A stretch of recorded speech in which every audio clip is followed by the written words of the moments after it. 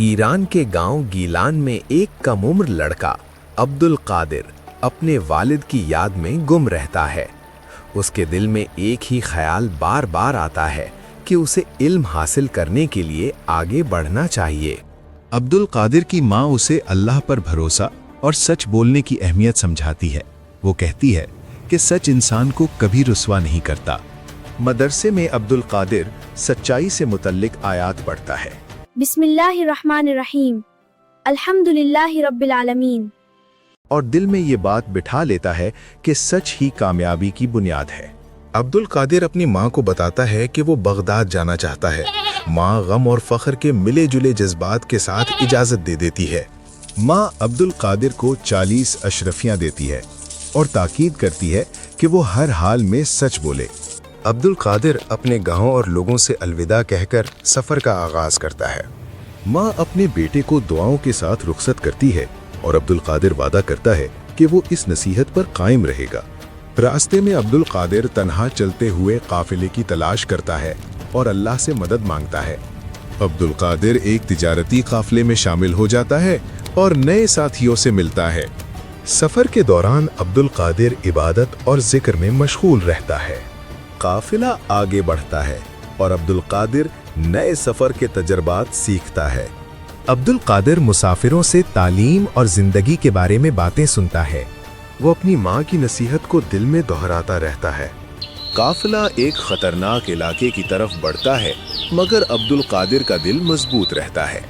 सफर के दौरान लोग डाकुओं की बातें करते हैं, मगर अब्दुल कादिर सच पर कायम रहने का अज़म रखता है।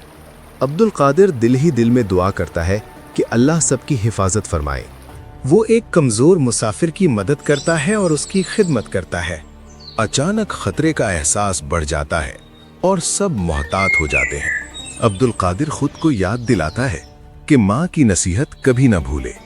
वो खामोशी से इबादत में मशगूल होकर दिल को मजबूत करता है। अचानक डाकू काफिले पर हमला कर देते हैं और हर तरफ अफरा तफरी फैल जाती है। सब खौफजदा हैं, मगर अब्दुल कादिर सुकून से खड़ा रहता है। एक डाकू अब्दुल कादिर से पूछता है कि उसके पास क्या है। अब्दुल कादिर सच बोलकर कहता है कि उसके पास 40 अशरफियाँ हैं। डाकू उसे अपने सरदार के पास ले जाते हैं। सरदार भी यही सवाल दोहराता है और अब्दुल कादिर फिर सच बोलता है। अब्दुल कादिर अशरफियाँ निकालकर दिखा देता है।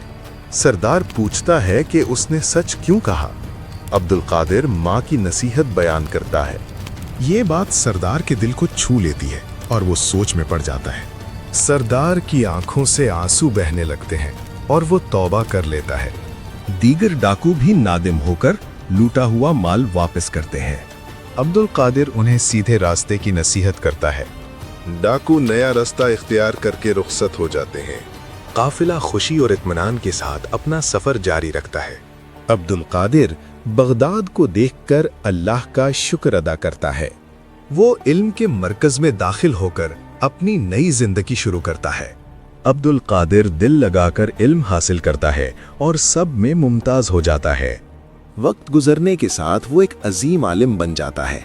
लोग उसकी जिंदगी से सबक सीखने लगते हैं और उसका जिक्र एहतराम से करते हैं। सच बोलो, क्योंकि सच ही इंसान को अल्लाह के करीब ले जाता है।